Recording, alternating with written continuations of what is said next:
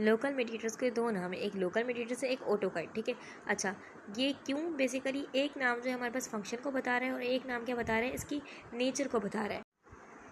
पहले ये क्लियर करें कि लोकल मीडिएटर्स में हर वो चीज़ आ जाएगी जो कि लोकली काम करेगी, जैसे कि कोई गैस हो, नाइट्रिक ऑक्साइड, या फिर कोई आयन काम कर रहा हो, लोकली काम कर रहा हो तो वो भी लोकल मीडिएटर्स में ही आएगा।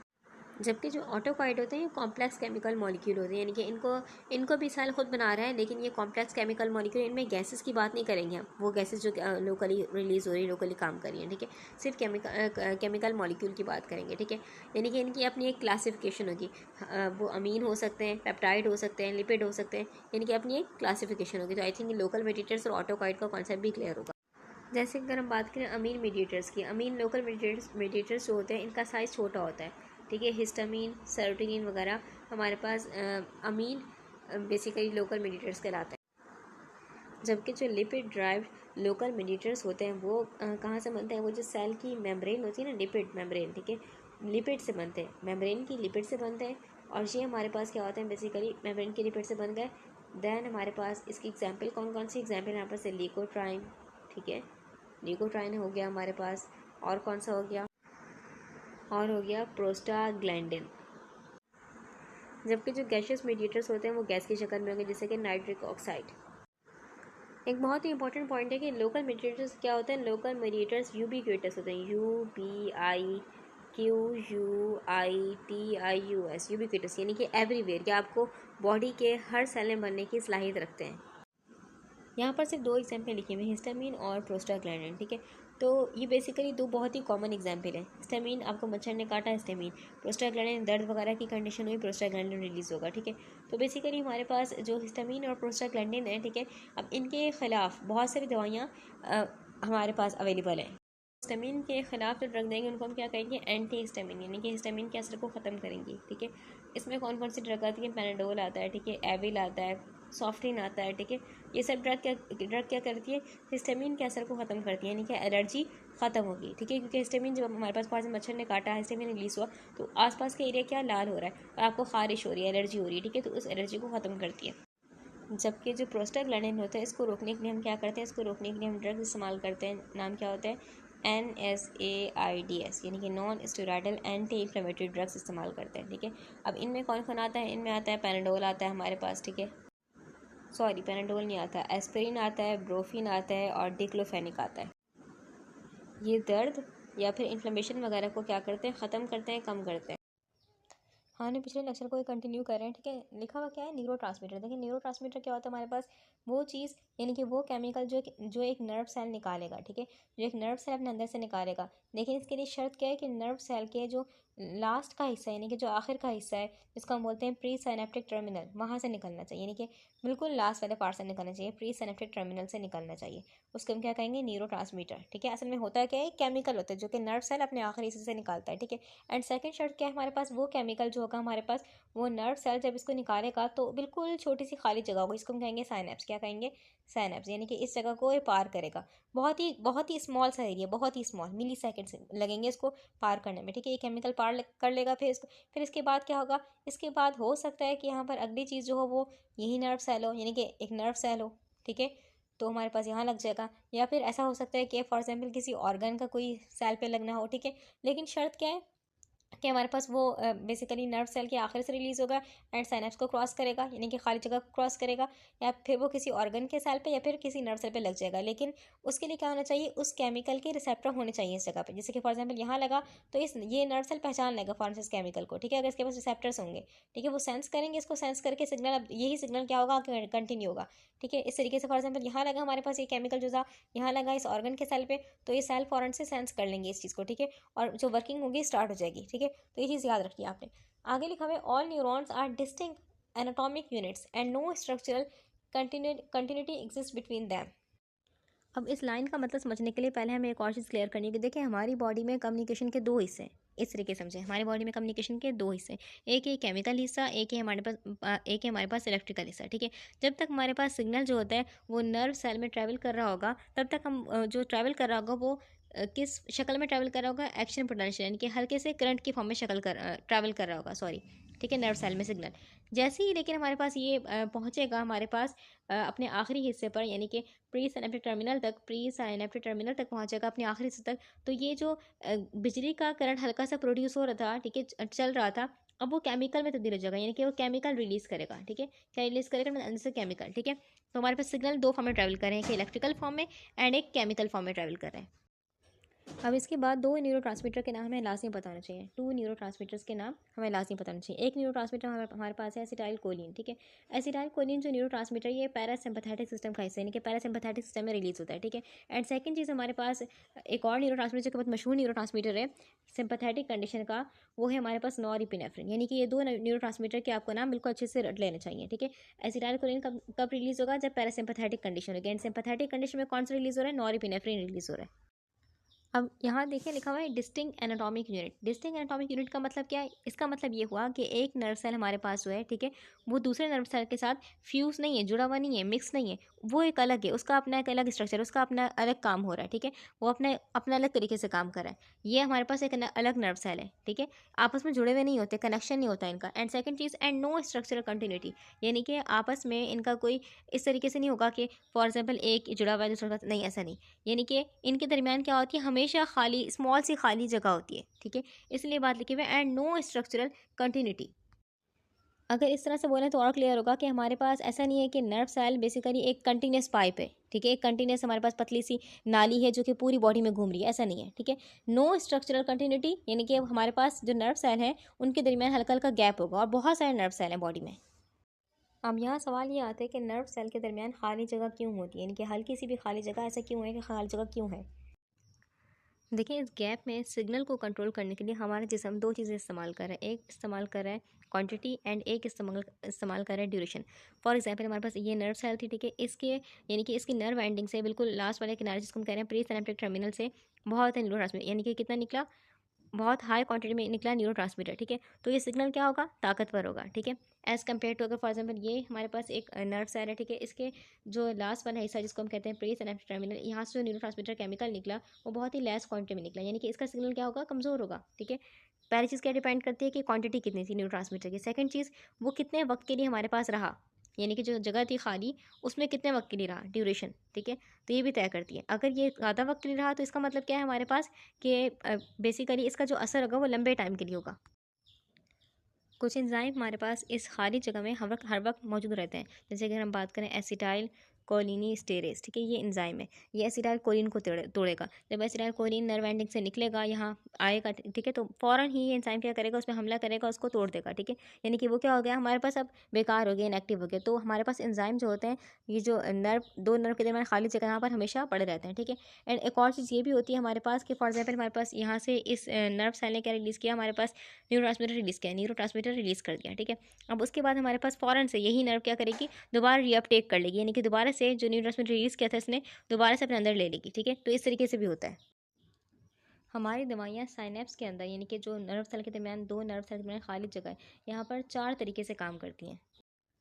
कुछ दवाएं तो क्या करेंगी? हमारे पास ये नर्व सेल है, ये नर्व एंडिंग है, ठीक है, नर्व एंडिंग को मजबूर करेंगी कि वो क्या करें? ज़्यादा केमिकल निकालें। ठीक है, यानी कि न्यूरो ट्रांसमीटर की क्वांटिटी को बढ़ा देंगी या फिर कम कर देंगी। जैसे कि अगर हम बात करें एम्फोटामिन, एम्फोटामिन हमारे पास क्या करती है? ये बेसिकली हमारे पास दिमाग में डोपामीन के रिलीज़ को बढ़ा देगी। जबकि सेकंड हमारे पास जो कैटेगरी है उसमें क्या करते हैं कि फॉर एग्जाम्पल ये नर्व सेल है, ठीक है, अब इसने जो केमिकल रिलीज़ किया, हमने जैसे कहा कि वो क्या कर लेते हैं? अपने अंदर दोबारा रीअपटेक कर लेते हैं, यानी कि दोबारा अपने अंदर ले लेंगे। ठीक है, तो हम इस चीज़ को ब्लॉक कर देंगे, यानी कि हमारे पास जो ये सेरोटोनिन निकाल रहा है, सेरोटोनिन निकालेगा, अब ये काफ़ी लंबे टाइम के लिए इस गैप में रहेगा, यानी कि अब जो सिग्नल होगा, यानी कि काफ़ी लंबे टाइम के लिए असर होगा। इसने बात की कि कितनी देर न्यूरो गैप में रहेगा, वो डिपेंड करता है कि हमारे पास कितना ज़्यादा लंबे टाइम के लिए असर होगा उस चीज़ का। ठीक है, तो जो SSRIs दवाइयाँ, यानी कि जो डिप्रेशन की दवाइयाँ होती हैं, उनमें यही काम किया जाता है कि क्या दवाइयाँ कह देंगे कि वो सेरोटोनिन निकल रहा है, न्यूरोट्रांसमीटर निकल रहा है नर्व सेल से, लेकिन अब वो रीअपटेक नहीं हो पाएगा, यानी कि ज़्यादा लंबे टाइम के लिए क्या रहेगा? इस गैप में रहेगा। ठीक है, इससे क्या होगा? पर्सन का मूड बेहतर होगा, क्योंकि डिप्रेशन की दवाइयाँ हैं। थर्ड कैटेगरी हमारे पास है, कुछ दवाइयाँ क्या होती हैं एगोनिस्ट। एगोनिस्ट मतलब यानी कि उनकी जो शक्ल होगी, उनकी शक्ल न्यूरोट्रांसमीटर जैसी होगी, न्यूरोट्रांसमीटर जैसी होगी, ठीक है। अब वो क्या करेंगी, हमारे पास जहाँ इस न्यूरोट्रांसमीटर लगना था, जहाँ इसने लगना था वहाँ जाके खुद लग जाएंगी और क्या कर देंगी, यानी कि इसी के काम को कंटिन्यू करेंगे। जैसे कि अगर हम बात करें सैलब्यूटामोल, सैलब्यूटामोल अस्थमा की दवाई है, ठीक है। और ये क्या करती है, लंग्स में जो रिसेप्टर है वहाँ पर जाके लगेगी और जो काम बेसिकली न्यूरोट्रांसमीटर ने करना था वो काम ये कर रही है। जबकि चौथी कैटेगरी जो हमारे पास है वो होती हैं, कुछ दवाइयाँ क्या होती हैं एंटागोनिस्ट होती हैं। एंटागोनिस्ट मतलब यानी कि उनकी शक्ल असली न्यूरोट्रांसमीटर जैसी है, असली न्यूरोट्रांसमीटर जैसी है, लेकिन वो क्या करेंगे, उसके काम को ब्लॉक कर देंगे, उसके काम को कंटिन्यू नहीं करेंगी बल्कि ब्लॉक कर देंगे। फॉर एग्जाम्पल ये जगह इसने यहाँ पर आना था इस न्यूरोट्रांसमीटर ने, ठीक है, ये यहाँ जाके खुद लग जाएंगी और असली न्यूरोट्रांसमीटर जो होगा उसके लिए क्या कर देंगे, जगह को ब्लॉक कर देंगे। जैसे अगर हम बात करें बीटा ब्लॉकर्स, ठीक है, बीटा ब्लॉकर्स हार्ट पे काम करते हैं, ठीक है। तो बीटा ब्लॉकर्स जो असली रिसेप्टर थे यहाँ पर जाके लग गए, ठीक है। और जो हमारे पास आना था न्यूरोट्रांसमीटर, यानी कि जो नॉरएपिनेफ्रिन आना था, नॉरएपिनेफ्रिन अब आ तो रहा है लेकिन वो जगह ऑलरेडी ब्लॉक है। किसने ब्लॉक की, बीटा ब्लॉकर ने ब्लॉक की है। तो इस तरीके से हमारे पास जो बेसिकली हार्ट रेट है थोड़ा कम हो जाता है, यानी कंट्रोल में इस तरीके से करते हैं, ठीक है। अगली बात लिखी हुई है, communication between nerve cells and between the nerve cells and effector organ occur through the release of specific chemical signals called neurotransmitter from the nerve terminals. यहाँ पर लिखा हुआ है इफेक्टर ऑर्गन, यानी कि जब नर्व सेल अपना केमिकल रिलीज़ करेगी किसी ऑर्गन के ऊपर, यानी कि ऑर्गन के सेल के ऊपर या ऑर्गन के ऊपर रिलीज़ करेगी, तो हम इस ऑर्गन को क्या कहेंगे, इफेक्टर ऑर्गन, क्योंकि ये इस न्यूरोट्रांसमीटर के रिलीज़ होने पर क्या करेगी, अपना इफेक्ट दिखाएगी, ठीक है। तो इसलिए क्या कहेंगे, इसको इफेक्टर ऑर्गन। अगली इंपॉर्टेंट बात जो है वो ये लिखी हुई है कि स्पेसिफिक केमिकल सिग्नल्स है, यानी कि फॉर एग्जाम्पल ये नर्व सेल सिग्नल लेके जा रही है हमारे पास हार्ट तक, ये नर्व सेल लेके जा रही है इंटेस्टाइन तक, ठीक है। तो अलग अलग न्यूरोट्रांसमीटर रिलीज़ करेगी। न्यूरोट्रांसमीटर जो होते हैं बॉडी में बहुत सारे हैं, ठीक है, 100 से भी ऊपर डिस्कवर हो चुके हैं, यानी कि बहुत सारी क्वांटिटी में न्यूरोट्रांसमीटर्स हैं, ठीक है। हमने सिर्फ 2 के नाम पढ़े हैं अभी तक, नॉरएपिनेफ्रिन एंड हमने पढ़ा है एसिटाइलकोलिन एंड हल्का सा टच लिया एपिनेफ्रिन का, ठीक है। तो आगे चलेंगे तो आपको पता चलेगा हमारे पास न्यूरोट्रांसमीटर बॉडी में बहुत सारे हैं। एक्शन पोटेंशियल, इसको हम बिजली इसलिए कह रहे हैं क्योंकि इसमें आइंस यानी कि चार्ज पार्टिकल्स क्या हो रहे हैं, मूव हो रहे हैं, ठीक है। और इसके 3 मेन स्टेजेस हैं। पहला स्टेज है रेस्टिंग स्टेज। नॉर्मल हालत में क्या होता है, एक नर्व सेल है, ठीक है, इसके बाहर क्या होता है, इसके बाहर सोडियम की जो बहुत बड़ी यानी कि सोडियम जो आइंस हैं वो एक प्रॉपर लाइन में खड़े होते हैं, ठीक है। और अंदर का माहौल कैसा होता है, अंदर का माहौल बहुत नेगेटिव होता है, ठीक है, तकरीबन -70 मिलीवोल्ट के बराबर होता है। ये नॉर्मल रेस्टिंग स्टेज है। इसी स्टेज पर नर्व के जो दरवाजे यानी कि नर्व के चैनल्स होंगे लाइनिंग पे, वो भी क्या होंगे, बंद होंगे। अब इसके बाद दूसरा अहम स्टेज है डीपोलराइजेशन। इसमें क्या होता है, जैसे ही कोई स्टिमुलस आया, ठीक है, और नर्व सेल के जो चैनल्स हैं वो खुल जाएंगे, यानी कि चैनल कौन सा खुलेगा, सोडियम चैनल खुलेगा। कोई स्टिमुलस आया, ठीक है, फ़ौरन सोडियम चैनल खुलेगा और जो सोडियम बाहर खड़े थे लाइन से वो क्या आना शुरू हो जाएंगे, अंदर लीक होना शुरू हो जाएंगे, यानी कि अंदर अब क्या माहौल हो जाएगा, अंदर पॉजिटिविटी बढ़ जाएगी, तकरीबन +40 मिलीवोल्ट हो जाएगा, ठीक है, इतनी पॉजिटिविटी बढ़ जाएगी। इसी यानी कि पॉजिटिविटी के झटके को हम क्या कहते हैं, एक्शन पोटेंशियल। और इस प्रोसेस को क्या कहते हैं, इस प्रोसेस को कहते हैं डीपोलराइजेशन। अब जैसे ही एक्शन पोटेंशियल ख़त्म होगा वैसे ही हमारे पास जो नर्व सेल के ऊपर चैनल्स है, ठीक है, वो कौन से खुल जाएंगे, पोटेशियम चैनल खुल जाएंगे, यानी कि जो सेल के अंदर पोटेशियम था वो फ़ौरन से बाहर जाना शुरू हो जाएगा, ठीक है। तो इस तरीके से क्या हो जाएगा, सेल के अंदर का माहौल दोबारा नेगेटिव हो जाएगा। अब ये बात याद रखनी है कि सोडियम भी पोटेशियम दोनों ही क्या है, पॉजिटिव हमारे पास आइंस हैं, ठीक है। यहाँ मतलब ये नहीं है कि अंदर बेसिकली नेगेटिव आइंस हो जाएंगे, ठीक है, अंदर तो सोडियम है, ठीक है। मतलब ये है कि जो अंदर बहुत सारी पॉजिटिविटी बढ़ गई थी, यानी कि सोडियम पोटेशियम दोनों पॉजिटिव आ गए थे, तो अंदर की पॉजिटिविटी एकदम बहुत इंक्रीज़ हो गई थी। तो दोबारा क्या हो जाएगी, पॉजिटिविटी डिक्रीज़, क्योंकि पोटेशियम कहाँ चला गया, बाहर, ठीक है। सोडियम क्यों बाहर नहीं गया, क्योंकि सोडियम को खर्च करने के लिए चाहिए थी एनर्जी, एटीपी चाहिए थी, लेकिन पोटेशियम फ़ौरन से बाहर चला गया because the help of channels, ठीक है, इसमें कोई एनर्जी खर्च नहीं हुई। अब इसी प्रोसेस का नाम है रीपोलराइजेशन, ठीक है। देखिए इसमें देखें तो हमारे पास सही तो हो गया चार्ज कि अंदर का माहौल नेगेटिव है, बाहर का माहौल पॉजिटिव है, ऐसा ही है, लेकिन एक गड़बड़ हो गई कि आइंस की जो जगह थी वो अलग हो गई। सोडियम बाहर होना चाहिए, सोडियम कहाँ है, अंदर, पोटेशियम अंदर होना चाहिए था, पोटेशियम कहाँ है, बाहर, ठीक है। तो इस चीज़ को सही करने के लिए एक और चीज़ आती है जिसका नाम है सोडियम पोटेशियम एटीपेज पंप, ठीक है।